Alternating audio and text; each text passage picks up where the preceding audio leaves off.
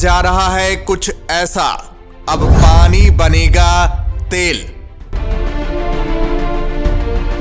Petrol diesel नहीं, पानी से चलेंगी गाड़ियां। अब पूरी दुनिया होगी भारत का मोहताज।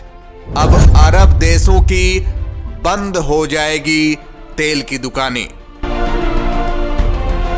पूरा अरब देश सदमे में। दरअसल दोस्तों, इस समय भारत एक से बढ़कर एक नई तकनीक का बादशाह बनता चला जा रहा है, जिसके बारे में अभी तक किसी ने सोचा भी नहीं होगा। भारत के इस बढ़ते कदम को देखकर पूरी दुनिया हिल गई है। अभी तक किसी को यकीन नहीं था कि भारत भी ऐसा कर लेगा, लेकिन भारत ने कामयाबी की ऐसी उछाल मारी कि पूरी दुनिया दंग रह गई। देखा जाए तो भारत को सबसे बड़ी कामयाबी ऊर्जा के क्षेत्र में मिल रही है, क्योंकि भारत इस पर बड़ी शिद्दत से जुट गया है। और तो और ये ऐसी ताकत है जिसके बदौलत पूरी दुनिया पर हुकूमत किया जा सकता है, पूरी दुनिया को अपने इशारों पर नचाया जा सकता है। यही वजह है कि आज अरब देशों का पूरी दुनिया पर दबदबा कायम है। लेकिन भारत ने ठान लिया है पेट्रोल डीजल का पत्ता साफ करने का। अब अरब देशों की बैंड बजने वाली है, इनकी पेट्रोल डीजल की दुकानें बंद होने वाली है। दोस्तों, पूरी दुनिया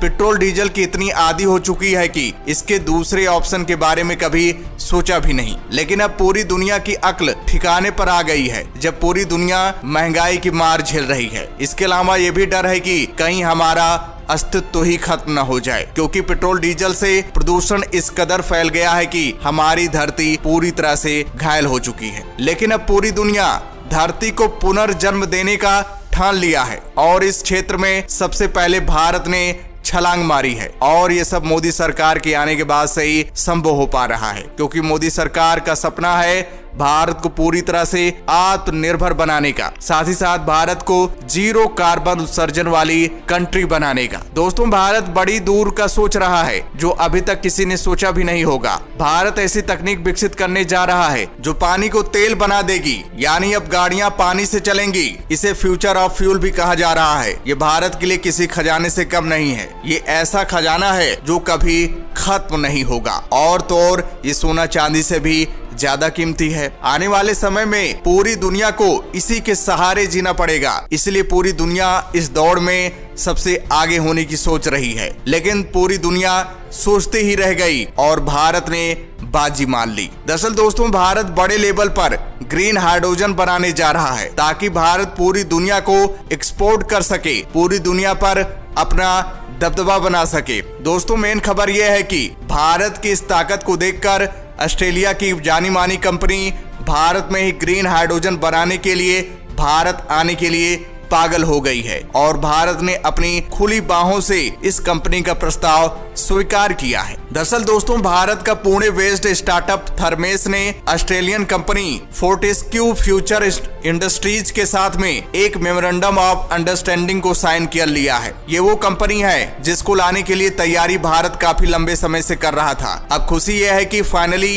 ये कंपनी भारत के अंदर आ रही है। इस ऑस्ट्रेलियन कंपनी की सबसे बड़ी खासियत यह है कि दुनिया भर में जहां भी रिन्यूएबल एनर्जी या फिर ग्रीन हाइड्रोजन का प्रोडक्शन करने के लिए जितने भी पावर सोर्सेस की जरूरत पड़ती है, चाहे वो हाइड्रो पावर प्लांट्स हो, जियोथर्मल हो या फिर सोलर या फिर विंड, इन सभी को काफी कम कीमत में प्रोवाइड करती है, जिससे हाइड्रोजन का प्रोडक्शन एक सस्टेनेबल तरीके से किया जा सकता है, और तो और हाइड्रोजन बहुत ही कम लागत में प्रोड्यूस की जाएगी। रिपोर्ट्स के मुताबिक कंपनी भारत के अंदर अपनी नई यूनिट्स लगाने जा रही है, जहां पर multiple type renewable energy products को मैन्युफैक्चर किया जाएगा। इसके अलावा कंपनी भारत में जितनी भी बड़ी ऑयल कंपनी है उनके साथ भी काम करेगी, ताकि ये कंपनियां भी ज्यादा से ज्यादा हाइड्रोजन प्रोड्यूस कर पाएं। कंपनी का कहना है कि भारत के अंदर नेशनल ग्रीन हाइड्रोजन मिशन और इंडियन गवर्नमेंट द्वारा चलाई जाने वाली PLI स्कीम के तहत कंपनी अपनी नई मैन्युफैक्चरिंग यूनिट को स्टेब्लिश करेगी, जिससे वो अपने प्रोडक्शन को बड़े पैमाने पर कर पाएं। कंपनी के मुताबिक डोमेस्टिक इस्तेमाल के लिए जितने भी कंपोनेंट की जरूरत पड़ेगी उनको मैन्युफैक्चर करेगी। इसके अलावा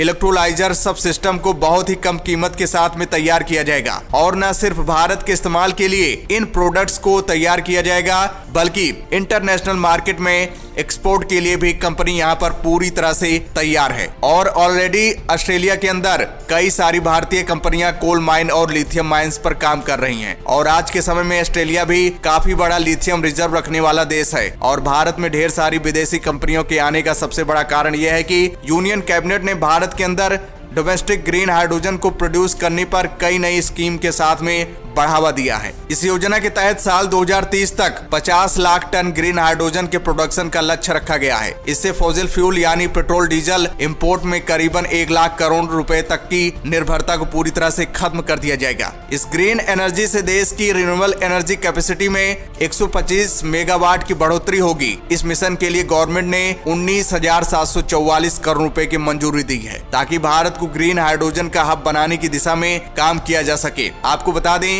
ग्रीन हाइड्रोजन एक तरह की क्लीन एनर्जी है जो रिन्यूएबल एनर्जी जैसी सोलर पावर का इस्तेमाल कर पानी को हाइड्रोजन और ऑक्सीजन में तोड़ने से पैदा होती है। हाइड्रोजन बनाने के 2 तरीके हैं। पहला है पानी का इलेक्ट्रोलिसिस।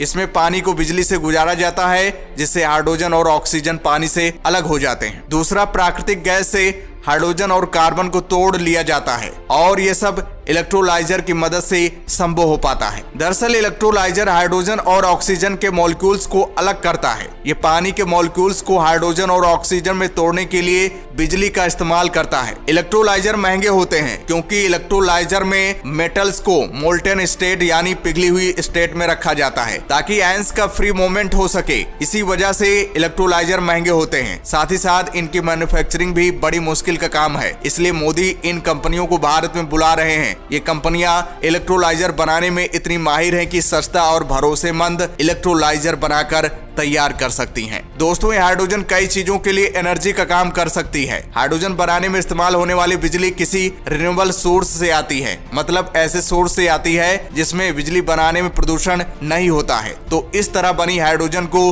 ग्रीन हाइड्रोजन कहा जाता है। हालांकि देखा जाए तो अभी विंड मिल और सोलर पावर के जरिए एनर्जी पैदा की जा रही है जिनसे प्रदूषण नहीं होता, लेकिन हर इंडस्ट्री में यह काम नहीं आती। माना कि तमाम गाड़ियां चलाने, ट्रेन चलाने और बहुत सी फैक्ट्रियों में भी इनसे काम आसानी से हो जाता है, लेकिन आज भी स्टील और सीमेंट जैसे इंडस्ट्री में कोयले की जरूरत पड़ रही है। वहीं एयरलाइंस और पानी के जहाजों के लिए लिक्विड फ्यूल की जरूरत पड़ रही है। देखा जाए तो सिर्फ सोलर एनर्जी या उससे मिली एनर्जी से ये सब नहीं चल पाएंगे। इसे ऐसे भी समझ सकते हैं कि लंबी दूरी की यात्रा रिन्यूएबल एनर्जी पर निर्भर रहते हुए नहीं की जा सकती। ऐसे में जरूरत पड़ती है हाइड्रोजन की, जिसका इस्तेमाल स्टील, सीमेंट इंडस्ट्री समेत एयरलाइंस और पानी के जहाजों में लंबी दूरी के लिए हो सकता है। इसे स्टोर किया जा सकता है और फिर जरूरत के हिसाब से इस्तेमाल किया जा सकता है। हाइड्रोजन इतना खास इसलिए है क्योंकि हाइड्रोजन डीजल के कंपैरिजन में 4 गुना ज्यादा माइलेज देता है। यही कारण है कि भारत में इस तरीके से